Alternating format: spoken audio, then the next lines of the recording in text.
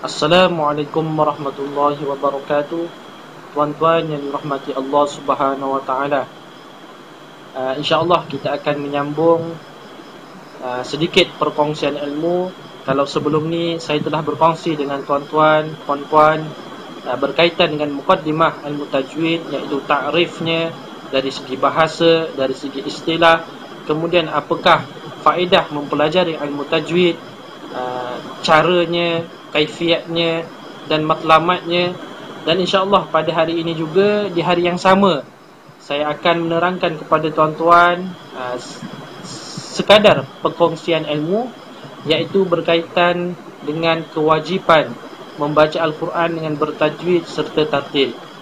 Seperti mana yang telah tuan-tuan sedia maklum, firman Allah Subhanahu wa taala ada menyebut di dalam surah Al-Muzammil ayat yang keempat, a'udzu billahi minasyaitonir rajim, bismillahirrahmanirrahim, warattilil qur'ana tartila.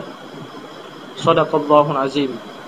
Jadi firman Allah Subhanahu wa taala yang telah saya bacakan tadi merupakan dalil yang menuntut kepada kita semua untuk membaca Al-Quran itu secara tartil. Sayyidina Ali karramallahu wajhah ada mentakrifkan apakah yang dimasukkan dengan tartil ini. Beliau mengatakan bahawa tartil ini bermaksud tajwidul huruf wa ma'rifatul wuquf 'alaiha. Maknanya kita menyebut ataupun membaca ataupun melafazkan setiap huruf dalam Al-Quran dalam keadaan bertajwid, dari sudut sifatnya, makhrajnya, hukum hakam tajwidnya, serta kita mengetahui tempat-tempat waqaf. Maknanya apabila kita membaca satu-satu ayat, kita mestilah waqaf di tempat yang selayaknya.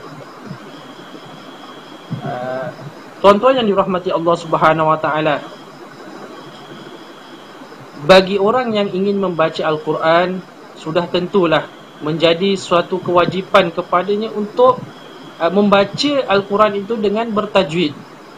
Sekiranya tajwid itu ditinggalkan oleh seseorang yang hendak membaca Al-Quran, maka berdosalah dia.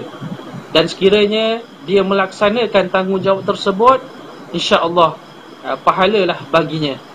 Oleh sebab itu, tuan-tuan dan puan-puan dan juga diri saya, kita hendaklah memelihara kesucian Al-Quran itu bukan sahaja dari sudut mengamalkannya, bahkan dari sudut asasnya, permulaannya kita mestilah membacanya dengan selayaknya, seperti mana ia diturunkan kepada Rasulullah SAW, kemudian disampaikan kepada para sahabat, tabi'in, tabi'un tabi'in, dan sampai kepada kita pada hari ini.